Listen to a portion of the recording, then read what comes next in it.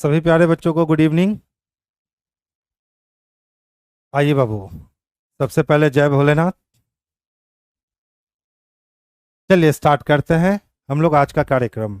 देखिए बाबू, आज हम लोग डे नंबर 11 वाले क्वेश्चंस को देखने वाले हैं और आज भी कुछ अच्छे क्वेश्चन हर रोज की तरह आपको देखने को यहाँ मिल सकते हैं, तो बस बने रहिए कंटिन्यू। देखिए कहता है ना, मुकेश के सामने की ओर दक्षिण दिशा है। तो सबसे पहले हम ट्रेडिशनल तरीके से सोचें तो मुकेश के सामने की ओर दक्षिण दिशा है और वो सीधे कितना चलता है तो 5 किलोमीटर। वहां से वो अपने दाईं ओर 90 डिग्री पर मुड़ता है और फिर से वो चलता है 5 किलोमीटर। ठीक है, फिर वो अपने बाईं ओर 45 डिग्री के कोण पे मुड़ता है। यहीं से मेन चैलेंज शुरू होता है। तो ध्यान से देखो, एक्चुअल में वो जा रहा है बेस्ट से, और बेस्ट से अगर 45 डिग्री का कोण अगर कोई लेगा यानी एंटी क्लॉक मूव करेगा 45 डिग्री, तो वो इस वाले एंगल पर आएगा। यानी अब से वो क्या कर रहा है कि इस वाले एंगल पे जा रहा है। कितना डिग्री जा रहा है तो 45 डिग्री, और कितना चलता है तो 3 किलोमीटर। चलो लो, हमने 3 किलोमीटर चला दिया। पूछता है अब वह अपनी वास्तविक स्थिति से किस दिशा में होगा। तो देख लो, इसकी वास्तविक स्थिति ये थी ना, तो वास्तविक स्थिति से सामने आएगा तो साउथ, और वास्तविक स्थिति से सामने जाएगा तो वेस्ट। लेकिन इसको डायगोनल आना होगा यानी साउथ वेस्ट में जाना होगा, तो आंसर कहेंगे सर साउथ वेस्ट दिशा होगा, ऑप्शन नंबर ए। अब जिस तरह से हम लोग बनाते हैं क्या उस तरह से ये बनेगा? तो हाँ मेरे भाई बिल्कुल बनेगा। देख लो क्या कहता है, वो अपनी वास्तविक स्थिति से किस दिशा में है। तो दक्षिण की ओर जाते जाते 5 किलोमीटर सीधा चल के जब वो दाईं ओर मुड़ा तो पश्चिम की ओर गया, और 5 किलोमीटर चल के फिर अपने बाईं ओर 45 डिग्री मुड़ा। तो पश्चिम से अगर 90 डिग्री मुड़ता तो दक्षिण, और 45 डिग्री मुड़ता तो दक्षिण पूर्व, दक्षिण पश्चिम। तो ये दक्षिण पश्चिम कटने को तैयार नहीं है, तो आंसर हमारा साउथ वेस्ट हो जाएगा। हम लोग वहीं से वहीं इसको बना सकते थे। कितने लोग का जवाब आया था? सिर्फ रेहान का जवाब आया था, बहुत बढ़िया। अच्छा देखिए, तो ध्यान से देखिएगा तो क्या दे रखा है, टी के जे, एल एल के, जे एन जे, के एल जे, एल टी के, एल और टी, यही समीकरण है। पूछता है सर निम्नलिखित अक्षर श्रृंखला में अक्षर युग्म जे के एल इस प्रकार कितनी बार आया है जिसके बाद एन आता है। यानी जे के एल के बाद हमें एन की तलाश करनी है। पूरा कंसंट्रेशन का गेम है। देख लो, जे के बाद के नहीं, जे के एल के बाद एन नहीं, जे के एल नहीं, जे के एल नहीं, यानी आंसर क्या हो जाएंगे तो 0 हो जाएंगे। यानी ऑप्शन नंबर डी इसके लिए सबसे बेस्ट और परफेक्ट आंसर बनने वाला। देख लो, 7 व्यक्ति हैं, मयंक, मंजीत, महेश, जितेंद्र, सुमन, जीतू और जीवन। एक वृत्ताकार मेज के चारों ओर बैठे हैं। तो सबसे पहले एक सर्किल कर लेना। सर्किल पर बैठने के लिए बाबू 4 लोगों की क्या कर लेना, 7 लोगों की व्यवस्था कर लेना। अब देख लो, कहता है कि चारों अंदर की ओर उन्मुख है। इसका मतलब राइट एंटी क्लॉक मूव करेगा और लेफ्ट क्लॉकवाइज मूव करेगा। देखो क्या कहता है। अच्छा, और कुछ बाहर की ओर भी उन्मुख है। अच्छा क्वेश्चन है, यानी कुछ लोग कहाँ देखने वाले हैं तो अंदर देखने वाले हैं, और कुछ लोग हैं ना जो बाहर देखने वाले हैं। ये सेटिंग तो इंटरेस्टिंग सेटिंग होने वाली है। ध्यान से देखो क्या कहता है। सुमन अनंत की ओर उन्मुख है। तो कोई सुमन है जो किसकी ओर, तो अंदर की ओर उन्मुख है। तो सुमन कहाँ देख रहा है तो अंदर की ओर उन्मुख है। और मयंक के दाईं ओर चौथे स्थान पे है। तो मयंक को अगर हम यहां रखेंगे तो मयंक अंदर देखेगा फिर भी दाएं चौथा, और मयंक बाहर देखेगा तो पहला, दूसरा, तीसरा हो पाएगा। यानी हम मयंक को अभी रख नहीं सकते हैं, 7 ही लोगों की व्यवस्था है। तो जहां भी मयंक होगा उसके दाएं पहला, दूसरा, तीसरा और ये चौथा कौन होगा तो सुमन होगा। हमने छोड़ दिया, आगे चल दिए। मयंक जीतू के बाईं ओर दूसरे स्थान पर बैठा है, और जहां भी जीतू बैठेगा, कौन बैठेगा बाबू, जीतू बैठेगा, उसके बाईं ओर पहला नहीं दूसरा स्थान किसका होगा तो मयंक का होगा। तो मयंक जीतू के बाईं ओर दूसरे स्थान पर बैठा है, और जीतू बाहर की ओर देख रहा है। नहीं, जीतू का मुख जो है वो कहाँ है तो बाहर की ओर है। अभी तक कोई और क्लू नहीं मिला है। और जीवन के निकटतम बाएं बैठा है, तो और किसके लिए तो मयंक के लिए। यानी मयंक कहाँ बैठा है और यहां है, तो और किसके लिए तो जीतू के लिए। तो जीतू कहां बैठा है तो जीवन के निकटतम बाएं। जहां भी हम जीवन को रखेंगे उसके निकटतम बाएं किसको रखना होगा, तो जीतू को रखना होगा। देख लो बाबू, अभी कोई भी कंफर्मेशन हमें नहीं मिले हैं, तो हम आगे चाहते जाएंगे। कहता है जीवन सुमन के दाईं ओर तीसरे स्थान पे है। अब अगर ये सुमन है तो इसके दाईं ओर पहला, दूसरा और तीसरा। ये किसका पोजीशन है, तो जीवन का पोजीशन है। अब देखिए जीवन से कौन जुड़ेगा, तो जीतू। तो जीवन के बाएं में जीतू है, या तो जीतू यहां हो सकता है या तो जीतू वहां, छोड़ दीजिए। अब कहता है मंजीत मयंक और जीतू का निकटतम पड़ोसी नहीं है। तो मंजीत किसका किसका पड़ोसी नहीं है, तो ना तो मयंक का पड़ोसी है ना जीतू का पड़ोसी है। तो इस लाइन को हम यहीं अभी रहने देते हैं, हम आगे जाते हैं। मंजीत मयंक के बाईं ओर दूसरा है, यानी जहां भी मयंक बैठेगा उसके बाईं ओर पहला नहीं दूसरा कौन बैठेगा, तो मंजीत जी बैठेंगे। छोड़ दीजिए, आगे चलिए। मंजीत मयंक के बाईं ओर दूसरे स्थान पर बैठा। नरेश जीतू के दाईं ओर तीसरे स्थान पे। तो जहां भी जीतू बैठा था उसके दाएं पहला, दूसरा और तीसरा स्थान किसका था, तो नरेश का था। चलिए आगे चलिए। कहता है इनमें से कौन मयंक का निकटतम पड़ोसी है। अब जितना भी काम करना है हमें ही करना है, और आपके ये पूछे गए प्रश्न है, मैंने ये प्रश्न बाहर से नहीं ले रखा है, ये प्रश्न आपके प्रीवियस पेपर में आए हुए प्रश्न है, आपके एग्जामिनेशन में पूछे हुए प्रश्न है। तो देख लो ध्यान से। सबसे कमजोर कड़ी कौन है, जीवन। तो जीवन के तुरंत बाएं जीतू है। हम सबसे पहले मानते हैं कि सर जीवन का फेस जो था ना वो अंदर की ओर था, तो ये इसका दायां और ये इसका बायां, तो ये आ गया कौन, तो जीतू आ गया। कौन आया, जीतू आया। और हमें पता है कि जीतू के बाएं में दूसरा कौन है, तो मयंक है। तो जीतू का दायां और जीतू का बायां, तो जीतू का बायां हो नहीं सकता, तो जीतू बाहर देखेंगे तो पहला और दूसरा यहाँ कौन हो सकता है, तो मयंक हो सकता है। अब देखिए मयंक के बारे में क्या था कि मयंक जो था वो मंजीत के दाएं दूसरा था। मयंक कहाँ था, तो मंजीत के दाएं दूसरा था, जैसा कि हमसे कहा गया था। और मयंक के दाईं ओर चौथा है। मयंक जीतू के बाईं ओर दूसरा है, जीतू बाहर की ओर है। जीवन के निकटतम बाएं बैठा है, तो जीवन के निकटतम बाएं। जीवन सुमन के दाईं ओर तीसरा है, और जीवन जो था वो सुमन के कहाँ था, तो दाईं ओर तीसरा था। बताओ सुमन जब अंदर की ओर देख रहा था, इसका मतलब है कि अब ये सारा व्यवस्था जो है ये समाप्त हो चुका है, और सुमन के दाईं ओर पहला, दूसरा, तीसरा जीवन। तो मयंक को हम यहां रख सकते हैं इजी वे में। आगे चलो। मंजीत मयंक के बाईं ओर दूसरा है। अच्छा बताओ, मयंक के बाईं ओर जाने के लिए मयंक को बाहर देखना होगा, तभी ये दायां और ये बायां, तो पहला नहीं दूसरा। यहां कौन आने वाला था, तो मंजीत जी आने वाले थे। कौन थे, तो मंजीत जी आने वाले थे। काफी तगड़ा क्वेश्चन है, ठीक है। अब ध्यान से देखोगे, मंजीत के बाएं में मयंक है दूसरा, दाएं में, तो मंजीत को बाहर रखेंगे तभी मंजीत के दाएं में मयंक हो सकता है। नरेश जीतू के दाईं ओर तीसरे स्थान पे, तो जीतू का दायां पहला, दूसरा और तीसरा, नरेश नहीं है। तो जब नरेश जीतू के दाएं तीसरे स्थान पे है, नरेश जीतू के दाईं ओर तीसरे स्थान पर नहीं है, तो फिर नरेश के लिए या तो ये पोजीशन या तो ये पोजीशन, दो पोजीशन है। अब हमने कहा था कि मंजीत जीतू, मयंक और जीतू का निकटतम पड़ोसी नहीं है, तो मंजीत किसका किसका पड़ोसी नहीं है, तो ना तो मयंक का पड़ोसी है ना ही जीतू का पड़ोसी है, एडजस्ट हो चुका है। अच्छा एक देख लो और क्या कहा है, यहाँ पे नरेश के बारे में कहा है कि जीतू के दाएं तीसरा कौन है, तो नरेश नहीं है। तो जीतू के दाएं तीसरा नरेश नहीं। अभी भी दो ऑप्शन और बचे हुए हैं।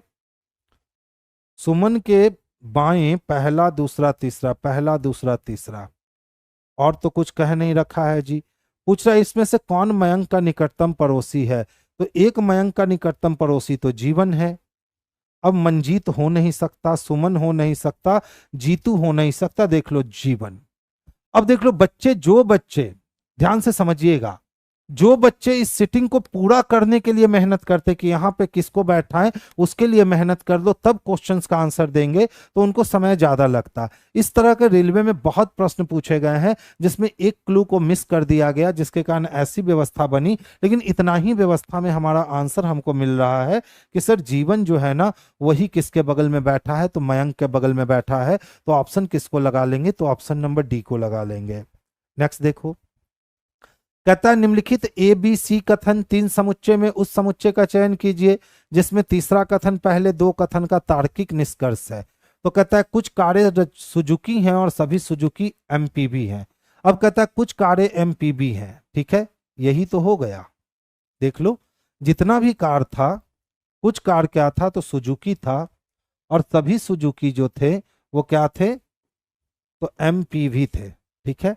अब तीसरे को तो कंक्लूजन बनाना है, क्यों क्या कहा है उस समुच्चय का चयन कीजिए जिसमें तीसरा कथन पहले दो कथनों का तार्किक निष्कर्ष है। तो पहला कथन और दूसरा कथन ये मिला, इससे हमें ये वेन प्राप्त हुए। और तीसरा कथन कहता है कुछ कार एमपीवी है, तो देख लो कार का कुछ हिस्सा एमपीवी है, यानी ए नंबर ही सही है, आगे जाने की जरूरत हमें बिल्कुल नहीं है। गुड इवनिंग बाबू। देखिए क्या कहता है, सभी पुरुष मनुष्य हैं, जितने भी पुरुष थे ये सभी के सभी पुरुष क्या थे, मनुष्य थे। कोई मनुष्य लाल नहीं है, तो कोई भी मनुष्य क्या नहीं है तो लाल नहीं है। कहता है कोई पुरुष लाल नहीं है, तो कोई पुरुष लाल नहीं है, ये भी सही है, क्योंकि पुरुष लाल हो ही नहीं सकते, यानी ए भी सही है और बी भी सही है। तीसरे को पढ़ते हैं, प्रत्येक पुरुष अपनी पत्नी से प्रेम करता है, यानी जितना भी पुरुष है ना, जितना भी पुरुष है वो क्या करता है तो अपनी पत्नी से प्रेम करता है, ठीक है। सभी पत्नियां सुंदर हैं, और सभी पत्नियां जो हैं वो सुंदर हैं। तो जितने भी पुरुष हैं किससे तो अपनी पत्नी से प्रेम करता है, अपनी पत्नी से प्रेम करता है। तो प्रत्येक पुरुष अपनी पत्नी से प्रेम करते, पत्नी करती है या नहीं पता नहीं। सभी पत्नियां जो हैं वो सुंदर हैं, इसका वेन ऐसे बनेगा, जितने भी पुरुष हैं वो सारी अपनी किससे तो पत्नी से प्रेम, पत्नी से प्रेम करते हैं। और फिर कहता है सभी पत्नियां सुंदर हैं, जितनी भी पत्नियां हैं वो क्या है सुंदर है। अब कहता है किसी भी सुंदर का पति नहीं है, तो कुछ सुंदर का तो पति दिख रहा है, इसका मतलब ये तीसरा गलत है। तो सही कौन है तो एक और दो सही है, यानी ऑप्शन नंबर बी बच्चा इसके लिए जो है ना वो सबसे बेस्ट और सबसे परफेक्ट आंसर है। तो आंसर हम लोग ऑप्शन नंबर बी को करेंगे। देखिए संख्या 58132745 में प्रत्येक विषम अंक को एक जोड़ा जाए और प्रत्येक सम अंक से एक घटाया जाए। इस प्रकार बनी नई संख्या में बाएं से दूसरे और दाएं से तीसरे अंक का योग। तो देखिए बाएं से दूसरा तो यही है और दाएं से तीसरा तो यही है। अब देखो उसने क्या कहा था कि प्रत्येक विषम अंक में आप एक जोड़ देना, तो 7 विषम अंक है तो एक जोड़ने पर 8 हो गया। और फिर कहा था प्रत्येक सम अंक में एक घटा देना तो 7 हो जाएंगे।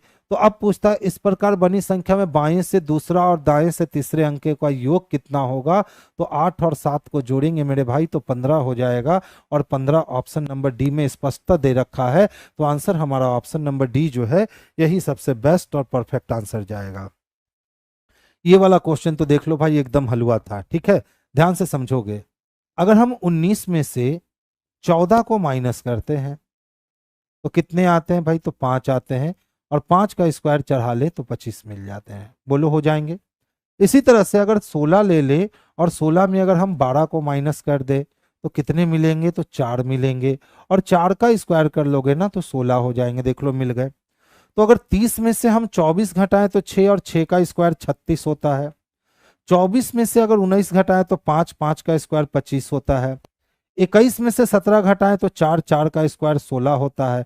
अब डी नहीं काट सकते हैं, आंसर हो गया। देख लो 18 में से 14 घटाओगे 4 और 4 का स्क्वायर 16 होता है।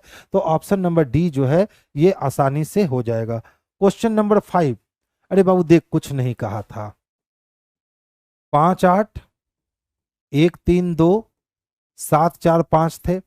बोला सर जितना भी विषम अंक है उसमें एक जोड़ लो। तो जितना भी विषम अंक है तो 5 विषम है तो एक जोड़ के 6, एक विषम है तो 2, 3 4 में बदल गया, 7 8 में बदल गया, और 5 6 में विषम अंक में एक जोड़ दिया। अब बोला सर जितने भी सम अंक है ना उसमें एक घटा लो।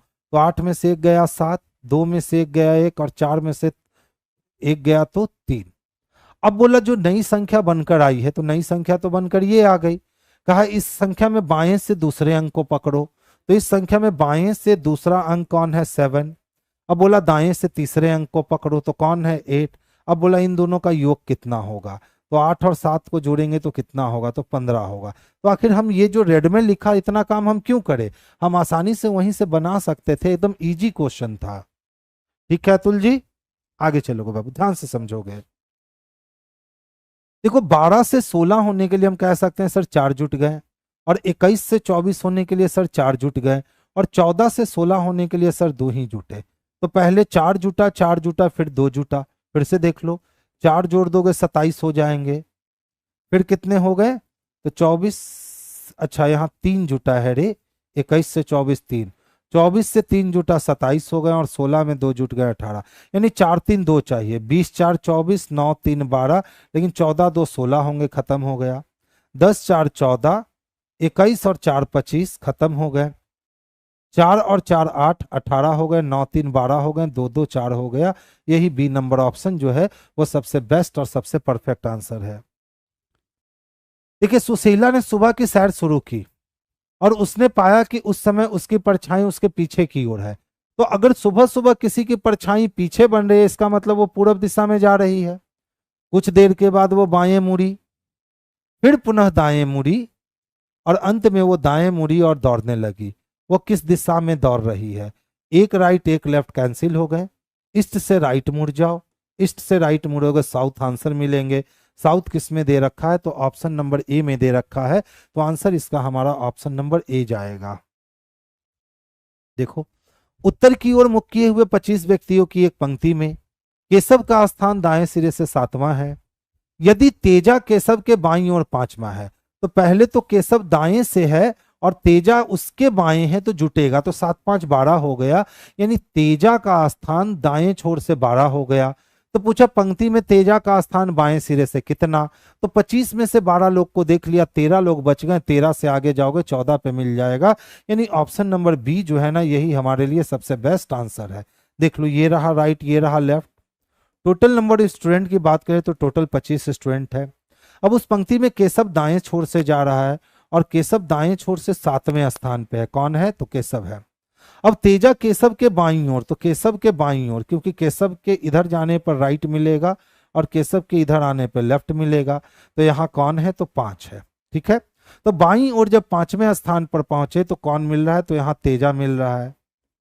अब कहता है सर बता दो तेजा बाएं सिरे से कितने स्थान पे खड़ा है। तो टोटल नंबर ऑफ स्टूडेंट की बात करें तो 25 है, और 25 लोगों में से यहां तक आते हुए 7 और 5 12, यानी अभी तक हम लोग कितने पोजीशन को देख चुके हैं? तो 12 पोजीशन को देख चुके हैं। यानी तेजा 12 नंबर पे है। तो 25 में से 12 लोगों को देख लिया तो ऑलरेडी 13 लोग बच गए। इसका मतलब तेजा के इधर शेष लोगों की संख्या जो बच गई, वो शेष लोगों की संख्या 13 है। इस 13 लोगों में तेजा को ढूंढेंगे, बिल्कुल तेजा नहीं मिलेगा, लेकिन तेजा को जैसे ही इस 13 से आगे बढ़ करके और 14 नंबर पे तलाशेंगे तो तेजा मिल जाएगा। वही हमने कहा कि आंसर नंबर बी जो होंगे इसके लिए सबसे परफेक्ट और सबसे बेस्ट आंसर होंगे। नेक्स्ट देखोगे, रोशनी को ठीक से याद है। तो किसको? तो रोशनी को ठीक से याद है कि श्रेष्ठा की वर्षगांठ गुरुवार से पहले किंतु सोमवार के बाद। तो मंडे के बाद यानी ट्यूसडे वेडनेसडे, लेकिन थर्सडे से पहले। कल्याण को याद है कि श्रेष्ठा का मंगलवार के बाद, यानी ट्यूसडे खत्म हो गया, और फ्राइडे से पहले, फ्राइडे से पहले, तो फ्राइडे खत्म हो गया। दोनों में वेडनेसडे आ गए, तो आंसर इसके बुधवार हो जाएंगे, यानी ऑप्शन नंबर डी हो जाएंगे। देख लो, पेंसिल को पेन, पेन को छाता, छाता को पुस्तक, पुस्तक को रूलर कहा जाए, और रूलर को कंप्यूटर कहा जाए, तो हम वर्षा से बचने के लिए छाता का प्रयोग करते हैं। और छाता को आज हम क्या कह रहे हैं? तो पुस्तक कह रहे हैं। यानी पुस्तक का प्रयोग करेंगे हम बारिश से बचने के लिए। ऑप्शन नंबर बी इसके लिए सबसे बेस्ट आंसर है। चीजें समझ में आ रही हैं स्पष्ट रूप से? आगे की ओर चल रहा हूं, ध्यान से देखोगे। अच्छा बाबू देखो, 21 से 17 होने का मतलब है आपने 4 की कमी कर दी, और 17 से 13 होने का मतलब है फिर से आपने 4 की कमी कर दी। तो अगर आप 13 में 4 की कमी करोगे तो कितने हो जाएंगे? तो 13 में 3 की कमी 10, यानी 9 आ जाने चाहिए। 13 में 4 की कमी करोगे तो कितने आ जाएंगे? तो 9 आ जाएंगे। 9 बस एक ही ऑप्शन में है, यही आंसर कर लो। तो ऑप्शन नंबर कितने हो गए? तो डी हो गए। सारे में 4 4 की कमी हो रही थी। अच्छा देखो, कहता है ना, घंटे वाली सुई द्वारा 23 मिनट में निर्मित कोण कितना होगा? तो ध्यान से समझिएगा। मिनट हैंड 1 मिनट आगे जाता है तो आवर हैंड 1/2 डिग्री आगे जाता है। ये बात बस याद रख लेना। फिर इस टाइप का क्वेश्चन है ना, कितना भी मिनट में पूछ दे, घंटे की सुई कितना चली, आप हंसते हुए जवाब दे सकते हो। तो हमेशा याद रखना, जितना मिनट चलेगा ना बाबू, उसका आधा डिग्री के रूप में घंटा चलेगा।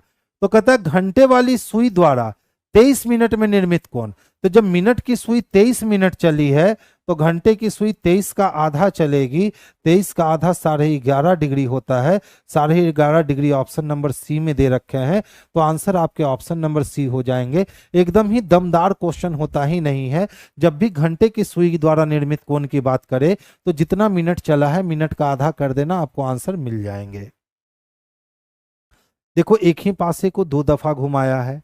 कहता है सर एक ही बॉक्स के 2 अभिविन्यास दिखाए गए हैं, खुले होने पर यह बॉक्स कैसा दिखेगा? तो ध्यान से समझोगे। देखो, सबसे पहले देख लो दोनों बॉक्स में क्या है। तो दोनों बॉक्स की अगर हम बात करें, तो दोनों में कुछ भी कॉमन नहीं है। और इसमें 8 भी दे रखा है। इसका मतलब है कि भैया इसमें हमको सामान्य पासा, मानक पासा और साधारण पासा की बात नहीं करी जाएगी। तो देख लो ध्यान से, 6 से कैसे चलने पर, क्लॉकवाइज चलने पे 7 आया। तो 6 और 7 यहाँ अपोजिट सतह पे है। यहाँ 6 और 7 साथ में है। तो जो साथ में है वो अपोजिट हो ही नहीं सकता, खत्म। अब देख लो, 6 के अपोजिट में 8 हो सकता है। 7 और 4 देख लो बगल में है, और यहाँ 7 और 4 अपोजिट है, खत्म हो गया। अब देख लो, 5 और 6 साथ में नहीं, 3 और 7 साथ में नहीं, 6 और 8 साथ में नहीं, 6 और 4 साथ में नहीं, ये बनेगा। फिर से देख लो, 6 8 अपोजिट हो सकते हैं, 3 और 4 अपोजिट हो सकते हैं, 7 और 5 अपोजिट हो सकते हैं। दो दो ऑप्शन बनने को तैयार हैं। अगर हम यहाँ पे मोड़े तो 4 आ सकते हैं। तो 4 और 7 जब साथ में है, तो 4 और 7 को साथ में रख सकते हैं। देख लो, 4 और 7 यहाँ साथ में है। अगर यहाँ पे हम 4 को यहाँ रखते हैं और इधर 8 को मूव करते हैं, तो पीछे 6 जाएगा और इधर 5 आएगा, ऊपर से 7। यानी दो दो बन रहे हैं, डी भी बन रहे हैं और सी भी बन रहे हैं, और ऑप्शंस का ऑप्शन नहीं दिया गया है। तो इस कंडीशन में बाबू आंसर किसको लगा लेना? तो इस कंडीशन में आंसर सी को लगा लेना, क्योंकि हमारा 7 और 8 भी, पहला भी बन, दूसरा भी बन रहा है और हमारा चौथा भी बन रहा है। देख लो, कोई भी कटने को रेडी नहीं हो रहा है। ठीक है, 5 की बात करें तो 5 के बगल में 3 और 8 है, तो 5 के बगल में 3 और 8 जा सकते हैं। यहाँ 5 की बात करें तो 5 के बगल में 3 आ सकता है, 8 आ सकता, दोनों डाइस बनेंगे, यानी सी और डी दोनों बनेंगे। तो इस क्वेश्चन में आंसर क्या रखना? सी। 3 और 8 अपोजिट है। कहाँ 3 और 8 अपोजिट दिख गया? अरे देखिए, तो 3 और 8 साथ में है। ठीक है, अगर मानक पासा होता तो हम लोग मानक पासा की ओर देख लेते, लेकिन ये मानक पासा भी नहीं है और 3 8 अपोजिट भी नहीं है। अच्छा, ध्यान से देखोगे तो जे के बाद एक गैप करके एम दिखता है क्या? जे के बाद एक गैप करके यहां भी एम दिखा, उसके बाद एक गैप करके बी दिखता है, यहां एम के जस्ट बगल में बी। तो M double B, M double B A, तो एम डबल बी ए के बाद डी, तो एम डबल बी के बाद डी। अच्छा देखो तो, यहाँ डी के बाद जे दिख रहे हैं, तो डी के बाद जे रख लो। तो जे के बाद यू चाहिए, यानी J U M double B A D, J U M double B A D, J U M, J U M double B A D. क्या बाहर निकल कर आता है? तो U B D J M B U B A. देख लो, है किसी में? U B D J M B खत्म, U B D J M B U खत्म, यू बी एम है, U B D J M B U B A. Option number D में स्पष्टता देखने को मिल रहा है। तो आंसर हम लोग किसको लगाएंगे? तो ऑप्शन नंबर डी को लगाएंगे, जो सबसे बेस्ट आंसर होगा। मनीषा, बनाने का टाइम दें बाबू, इसीलिए तो पीडीएफ पहले अपलोड करवा देते हैं ना। इसीलिए बाबू पीडीएफ क्या करते हैं ना, पहले अपलोड करवा। देखो ध्यान से समझोगे, कोई भारी बात नहीं है। अच्छा बताओ, जो साथ में होंगे क्या वो अपोजिट हो सकते हैं? डाइस का रूल है कि जो साथ में है वो अपोजिट नहीं होगा। तो यहाँ देखो 6 और 7 कैसे है, अगल बगल में है। तो जब 6 और 7 अगल बगल में है तो 6 और 7 अपोजिट नहीं हो सकता है। यहाँ देखो अपोजिट क्या होगा, 3 का अपोजिट 4, 5 का अपोजिट 8, 6 का अपोजिट 7। तो इस वाले पासे में तो 6 और 7 अपोजिट सरफेस पे दिख रहे हैं, लेकिन यहाँ 6 और 7 एक साथ दिख रहे हैं, यानी इस वाले पासे को हम नहीं बना सकते हैं। अब देख लो यहाँ 6 7 साथ में है, बना सकते हैं। 6 7 साथ में है, बना सकते हैं। 6 7 साथ में है, बना सकते हैं। अब देखो 7 और 4 एक दूसरे के अपोजिट है, और अपोजिट वाले साथ में हो नहीं सकते। यहाँ देख लो 7 और 4 एक दूसरे के क्या है, अपोजिट है। तो 7 और 4 अपोजिट है, जबकि यहाँ 7 और 4 साथ में है, तो हम ये भी नहीं बना सकते। इसमें देखो क्या 4 और 7 अपोजिट है, नहीं है। अब देखो 3 के बगल में 5 भी और 3 के बगल में 8 भी, बोलो है कि नहीं। तो ध्यान से देखो अगर 3 को हम फ्रंट में रखते हैं तो इधर से 6 को कवर करेंगे, और 6 जैसे ही जाएगा तो ऊपर से 5 आएगा, और इधर से 8 आ जाएगा। यानी 3 के बगल में 5 और 3 के बगल में 8 हो सकते हैं। तो 3 के बगल में 5, 3 के बगल में 8 है, ठीक है। अब देखो ध्यान से, यहाँ अगर 3 को हम फ्रंट पे रख ले तो नीचे 7 लटकेगा, इधर से 8 घूमेगा, तो 8 जब घूमा तो 3 के बगल में 8 आ गया ना। अब हमको 3 के बगल में 5 भी चाहिए, तो 3 को जब हमने ऊपर रखा है तो यहाँ से 7 मूव किया, यहाँ से 4 मूव किया, और पीछे से 5 मूव किया, यानी 3 और 5 भी कैसे आ गए, तो अगल बगल आ गए। यानी ये भी पासा बनने को तैयार हो रहा है, और ये भी पासा बनने को तैयार हो रहा है। तो जब दो दो डाइस बनने को तैयार हो रहे हैं, सी भी और डी भी, तो हमारा आंसर क्या जाएगा बाबू, तो ऑप्शन नंबर सी जाएगा। इसीलिए कोमल 5 का अपोजिट 8 नहीं है रे बच्चा, यहाँ 5 के बगल में 8 है, ठीक है। तो मानक साधारण करेंगे नहीं, देखो। अच्छा बताओ सबसे पहले क्या होगा, तो आवरण पृष्ठ होगा, यानी 4 नंबर।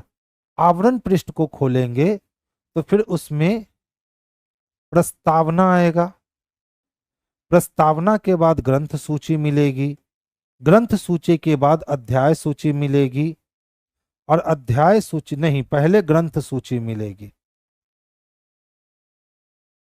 कौन कौन, ग्रंथ सूची लास्ट में मिलेगी जी, कि इस पब्लिकेशन से और कौन कौन सी बुक आती है।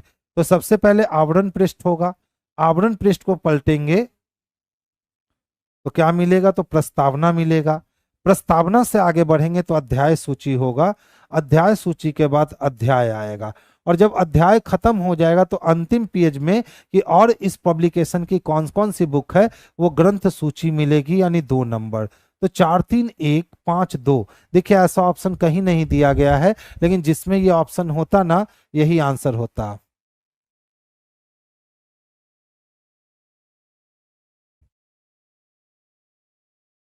पांच 8 साइड शेयर करते हैं, और 6 4 तो अपोजिट साइड में दिया है सी में। बाबू देखना 6 4 अपोजिट कहाँ है रे, हा। हम्म, हम तो इसी को देख कर रह गए जी, इसको तो देखे ही नहीं कि 6 और 4 निकटवर्ती है, जबकि 6 और 4 यहाँ अपोजिट है। It's my mistake. बहुत बढ़िया। अच्छा देख लो भाई, रीजनिंग की फाउंडेशन बैच 27 जुलाई से, अभी तक इसमें मात्र एक ही क्लासेस हुए हैं। इसमें कितने हुए हैं, तो एक क्लास हुए हैं, वो एक क्लास सैटरडे को इंट्रो क्लास हुए हैं। तो जो भी बच्चे आपके मित्र बंधु हैं, आप उनको अच्छे जगह भेजना चाहते हो तो सुबह में 9 से 10 किसान कोल्ड स्टोर वाले ब्रांच पे भेज सकते हो, ठीक है। देखो ध्यान से समझोगे, ये पान का पत्ता पहले कहाँ था, तो इस वाले डायरेक्शन को देख रहा था, फिर उसने इस वाले डायरेक्शन को देखा, फिर उसने इस वाले डायरेक्शन को देखा। तो इस बार तो तय है ना कि ये कहाँ आने वाला है, तो ये ऊपर आने वाला है, यानी ये वाली ऑप्शन कैंसिल हो गई। अब बच गए हमारे पास कितने, तो 2 ऑप्शन। तो देखो तो इस कॉर्नर से इस कॉर्नर पे आया, फिर कितना छोड़ दिया, तो पहले 2 पे रुका, और फिर 1 2 3 4 पे रुका। तो जब 2 पे रुका, 4 पे रुका, तो अब या तो 6 पे रुकेगा या तो 8 पे। अगर 6 पे रोकेंगे तो यहाँ, और 8 पे रोकेंगे तो यहाँ। अब सवाल उठता है कि सर एच चाहिए या जे चाहिए। तो ध्यान से देखो, 1 से 2 आगे बढ़े तो कौन मिला, 4।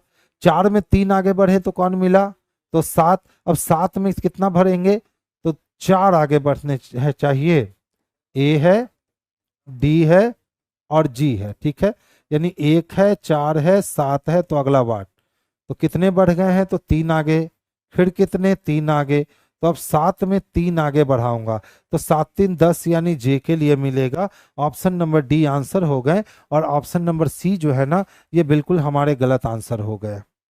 नेक्स्ट वन देखोगे, यदि अर्पिता, कौन, तो अर्पिता प्रीतम की पत्नी की मां के पति की इकलौती पुत्री है, तो किसकी पत्नी, तो प्रीतम की कोई पत्नी है, ठीक है, उसकी मां के पति की इकलौती पुत्री है, ये इकलौती पुत्री है। तो जैसे ही ये इकलौती पुत्री हो गया, यानी ये वाली महिला और ये वाली महिला सेम हो गई। अब पूछता है तो अर्पिता का प्रीतम के पुत्र से क्या संबंध है, तो अर्पिता जो है ना बाबू वो प्रीतम के किससे, तो पुत्र से, तो प्रीतम के पुत्र की ये माता हो जाएगी, यानी ऑप्शन नंबर ए जो है यही हमारे लिए सबसे बेस्ट आंसर हो जाएंगे, ठीक है। नेक्स्ट वन देखिए, सभी चमगादड़ पक्षी हैं, जितने भी चमगादड़ थे ये सारे के सारे क्या थे, तो पक्षी थे। अब कहता है कुछ चूहे चमगादड़ हैं और कुछ चूहा जो है ना वो क्या है, तो चमगादड़ है, कुछ चूहा चमगादड़ है। कहता है सर दो स्टेटमेंट है, आप कंक्लूजन निकालो। कुछ चूहे पक्षी हैं, तो देख लो चूहा का कुछ हिस्सा पक्षी दिखता है, पहला सही है। कुछ पक्षी चमगादड़ हैं, तो देख लो पक्षी का कुछ हिस्सा चमगादड़ भी दिखता है। सभी चूहे चमगादड़ हैं, क्या सभी चूहे चमगादड़ दिख रहे हैं, नहीं दिख रहे हैं, तो आंसर कौन हुआ, तो एक और दो अनुसरण करता है जो ऑप्शन नंबर ए में स्पष्ट रूप से दे दिया गया है। देखिए तो ध्यान से समझिएगा क्वेश्चन में क्या किए गए हैं, ध्यान से समझोगे। 7 को 3 से मल्टीप्लाई किया, तो 7 को 3 से मल्टीप्लाई किया तो 7 या 21 हो गए, और 21 में इस 7 को जोड़ दिए गए तो कितने हो गए, तो 28 हो गए, आ गया। इसी तरह 9 को 8 से गुना किए गए तो 9 8 कितने हो गए, तो 72 हो गए, और उसमें ऊपर वाले 9 को जोड़ दिया गया तो 72 और 9 81 हो गए, ठीक है। अब पूछता है सर यहाँ 50 चाहिए, तो क्या करेंगे, तो 5 को 9 से गुना करेंगे तो 9 पचे कितने, 45 हो जाएंगे, और उसमें 5 जोड़ देंगे तो 45 और 5 कितने हो जाएंगे, तो 50 हो जाएंगे, जो ऑप्शन नंबर किसमें, तो ए में स्पष्टता देखने को मिल रहे हैं। तो आज हमारा आंसर जो है वो ए है। आज क्वेश्चन थोड़ा इजी रखा हूं, ठीक है, आज थोड़ी क्लास जल्दी समाप्त करनी थी तो इसीलिए आज क्वेश्चंस का रेंज जो है ना थोड़ा सा आज हमने नीचे किया है, और फिर कल से क्वेश्चंस की रेंज आपकी है फिर से उसी तरह से हाई हो जाएगी। जय हिंद बाबू। आइए ध्यान से समझिएगा, देख लो बाबू, भोपाल कहता है,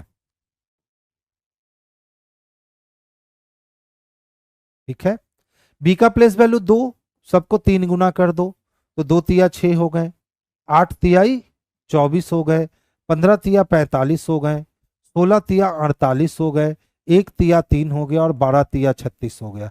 यही लिखा है ना भोपाल को, यानी सिंपल वे में कह सकते हैं कि सर सारे को क्या कर रखा है ना कि 3 गुना कर रखा है, तो चलो कोहिमा को 3 गुना करते हैं तो 11 तिया 33 हो जाएंगे, यानी ये दोनों ऑप्शन कट गए।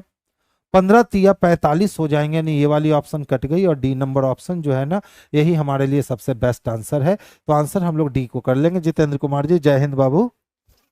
नेक्स्ट वन देखोगे, देखिए कहता है वाई जेड की पुत्री है, बैकवर्ड रिलेशन, वाई जेड के पिता है, बैकवर्ड रिलेशन, वाई जेड का दामाद है, बैकवर्ड रिलेशन, वाई जेड की पत्नी है, बैकवर्ड रिलेशन, जेड वाई का भाई है, फॉरवर्ड रिलेशन, जेड वाई की इकलौती बहन है, फॉरवर्ड रिलेशन। यानी इसमें 4 रिलेशन बैकवर्ड दिए गए हैं और 1 रिलेशन फॉरवर्ड दिए गए हैं। तो चलिए देखिए क्या कहता है। सर हमने आपके पास एक समीकरण दे रखा, समीकरण क्या है, तो W percentage O minus be what see what D. अब कहता है कि सर कौन सा साइन आप यहां रखोगे कि आप यह स्पष्ट कर पाओगे कि डी डब्ल्यू की पत्नी है, यानी डी को भैया वाइफ बनाना है किसका, डब्ल्यू का, डी को क्या बनाना है, डब्ल्यू का वाइफ बनाना है। तो ध्यान से समझोगे, देखो अगर ये मैं हूं तो ये मेरे दामाद हैं, वो मेरे क्या है, तो दामाद है, क्योंकि बाद वाला शख्स, अच्छा पहले वाले शख्स को दर्शा रहा है, वाई जेड का दामाद है, वाई जेड का पुत्र है, वाई जेड का पुत्र है, वाई जेड का पिता है, वाई जेड का दामाद है। अभी तो लोचा हो जाता जी। वाई जेड का दामाद है। और फिर क्या कहता है, वाई जेड की पत्नी है, वाई जेड की पत्नी है, जेड वाई का भाई है, जेड वाई का भाई है, और जेड वाई की इकलौती बहन है, तो जेड वाई की इकलौती। खूबसूरत क्वेश्चन है, देख लो ध्यान से समझोगे। अब हमें प्रूफ क्या करना है कि डी डब्ल्यू की पत्नी है।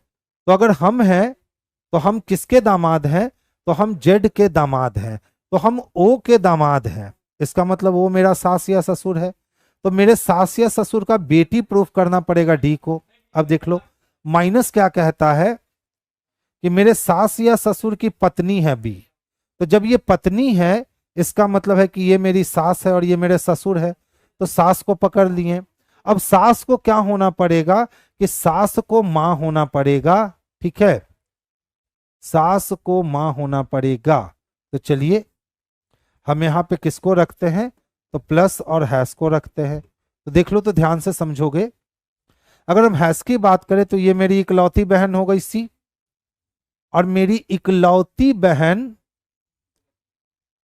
मेरी इकलौती बहन कभी पुत्र हो पाएगी, नहीं हो पाएगी, क्योंकि अगर यहां हैश रखे तो हैश क्या कहता है कि जेड वाई की इकलौती बहन, यानी हम जो है ना वो सी की इकलौती बहन है। तो सी जो है ये पुत्र है बी का, तो सी जब पुत्र है बी का तो बी मेरा भाई या बहन, मेरे पापा या मम्मी, और ये जो है वो पत्नी है, इसका मतलब ये पापा और पापा के दामाद। तो पापा के जो दामाद होंगे वो मेरे पति होंगे, क्योंकि हम इकलौती हैं। यानी ऑप्शन नंबर ए ही इसको प्रूफ कर दे रहा है कि डी जो है ना वो डब्ल्यू की पत्नी है। अच्छा वाला प्रश्न था। अब ध्यान से देखोगे, कहता है सर 4 से 5 के मध्य कब मिनट वाली सुई घंटे की सुई से ठीक 15 मिनट पीछे होगी। तो 4 से 5 की बात कर रहा है, और मिनट हैंड को किसको, तो मिनट हैंड को 15 मिनट पीछे जाने की बात कर रहा है। तो पीछे का मतलब माइनस करना, तो 4 को अगर मिनट के रूप में तोड़ेंगे तो ये 20 मिनट होगा। बोलोगे सर कैसे, तो देख लो घड़ी में 12, 1, 2, 3 और 4 होते हैं ना, तो 1 को हम लोग 5 मिनट कह के बोलते हैं, 2 को 10 मिनट कह के संबोधित करते हैं, 3 के लिए हम 15 मिनट कहते हैं, और 4 के लिए हम लोग ऑलरेडी 20 मिनट कहते हैं, ठीक है। तो सबसे पहले बड़े वाले अंक को 20 मिनट में तोड़ दो, 4 को, पहले अंक को। अब पीछे बोला है तो माइनस कर दो, तो कितना बोला है पीछे, तो 15, तो 15 माइनस कर दो तो कितने हो गए, 5 हो गए। अब इसमें गाड़ी का चाबी लगा दो 12/11। जब इससे कैलकुलेट करोगे तो ये 12×5 = 60 हो जाएंगे, यानी 60/11 हो जाएगा। भाग लगा दो, 11×5 = 55 हो गए, बच गए 5। समय उतार लो, यानी 4:05.5/11 मिनट वो समय आ जाएगा। ऑप्शन नंबर ए में दे रखा है, तो आंसर इसका हमारे लिए ऑप्शन नंबर ए हो जाएगा 23 का। बहुत बढ़िया। नेक्स्ट वन देखोगे, देखिए कहता है 15 अगस्त 1947 को, तो बेस किसको बना लोगे, तो 1946 को। 19वीं सदी का कोड 1 हुआ, 7×6 = 42 खत्म हो गए, 4 बचा, ठीक है। 11×4 = 44, तो 11 बच गए, छोड़ दो। अगस्त तक जाने हैं, तो जुलाई तक जाओगे तो 2 लोगे, जुलाई तक जाओगे तो 2 लोगे, और अगस्त में 1 लोगे। तो देखो 11, 2, 13, 13, 1, 14 खत्म हो गए, 4, 1, 5। 5 कहने का मतलब है कि शुक्रवार का दिन बचेगा, तो आंसर किसको लगाओगे, तो फ्राइडे को लगाओगे। तो आंसर क्या हो गए हमारे पास, तो आंसर फ्राइडे हो गया। आगे चले, देखो कहता है ना 1999 का कैलेंडर, तो हमेशा याद रखना लीप ईयर का कोई कैलेंडर जो है ना वो आगे जाने पर 28 साल जोड़ने पर रिपीट करेगा, और पीछे आने पर 28 साल घटाने पर रिपीट करेगा। अगर कोई कैलेंडर लीप ईयर +1 का है तो आगे जाने पर 6 साल जोड़ दो, रिपीट कर जाएगा, पीछे आने पर 11 साल घटा दो, रिपीट कर जाएगा। यदि कोई कैलेंडर लीप ईयर +2 का है तो आगे जाने पर 11 साल जोड़ दो, रिपीट करेगा, पीछे आने पर 11 साल घटा दो, रिपीट करेगा। अगर कोई कैलेंडर लीप ईयर +3 का है तो आगे जाने पर 11 साल जोड़ दो, रिपीट करेगा, पीछे आने पर 6 साल घटा दो, रिपीट करेगा।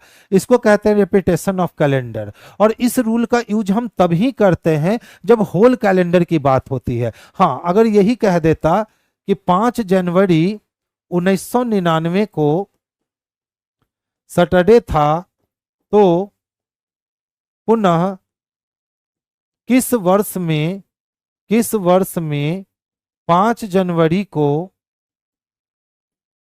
सैटरडे होगा। तो इस वाले क्वेश्चन के लिए ये ट्रिक नहीं बना है, हमेशा याद रखोगे। इस वाले क्वेश्चंस के लिए ये वाली ट्रिक जो है नहीं बनी है। ये वाली ट्रिक के लिए है कि प्रत्येक 4 साल पे 5 शेष दिन बनते हैं, उसके लिए ये बना है। तो ये तब के लिए बना है जब होल कैलेंडर की वो बात करे। तो देखो यहाँ पूरे कैलेंडर की बात हो रही है। अगर आप 1999 की बात करते हो तो 1999 क्या है, तो सर लीप ईयर +3 है, यानी इसमें आपको 3 साल ऐड कर देने चाहिए। जब आप इसमें 3 साल ऐड करोगे तो देख लो, तो 9 3 कितने हो गए, तो 10 11 12, यानी 2002 हो जाएंगे। ओहो 3 साल जोड़ रहा हूं, कितने लीप ईयर +3 है तो 11 साल ऐड करोगे। 9 1 10 का 0 हाथ में 1, 9 1 10 1 11 का 1 हाथ में 1, 19 से 1 20, 2010 चाहिए। क्या ऑप्शन में 2010 है? नहीं है, आगे बढ़ जाओ। 2010 क्या है बाबू, तो ये लीप ईयर +2 है, +11 कर लो, 1 का 1 1 1 2, 2021 चाहिए। ऑप्शन में दे रखा है क्या? नहीं दे रखा है सर, आगे बढ़ जाओ। 2021 क्या है, तो लीप ईयर +1 है, कितने बढ़ोगे? 6 बढ़ोगे, 21 में 6 जोड़ोगे 2027 आएंगे। 27 दे रखा है क्या? हाँ सर दे रखा है, तो ऑप्शन नंबर ए ही इसके क्या हो गए, तो आंसर हो गए। आगे चले। 4 से 5 के बीच कब 30 डिग्री का कौन बनेगा? बाबू कुछ नहीं करो, 4 20 मिनट है ना, 20 मिनट में आप 30 मिनट जोड़ दो, तो 20 और 30 कितने हो गए? 50, 50 को 12/11 से गुना कर दो, बस आंसर हो जाएंगे। 4 से 5 के बीच में कितने मिनट का कौन चाहिए? 30 मिनट का चाहिए, यही ना चाहिए? कितने मिनट का चाहिए? अच्छा 30 डिग्री का चाहिए। कितने का चाहिए? 30 डिग्री का चाहिए। अच्छा ध्यान से समझोगे, 30 डिग्री की अगर वो बात कर रहा है तो कुछ नहीं करना, इसको भी आप डिग्री के रूप में ही चेंज कर लेना। तो इसको कहने का मतलब कितना है कि 120 डिग्री। अब 120 डिग्री अगर घड़ी जन्म लिया है तो 30 डिग्री का कोण वो 2 बार बनाएगा, एक बार माइनस करके एक बार प्लस करके। तो कुछ मत करना, एक बार 30 दूना 60 डिग्री माइनस कर देना और एक बार इसमें 60 डिग्री जोड़ देना इसमें, ठीक है। और उसके बाद जितने आएंगे ना उसको 12/11 से कैलकुलेट कर देना, आपके आंसर आ जाएंगे।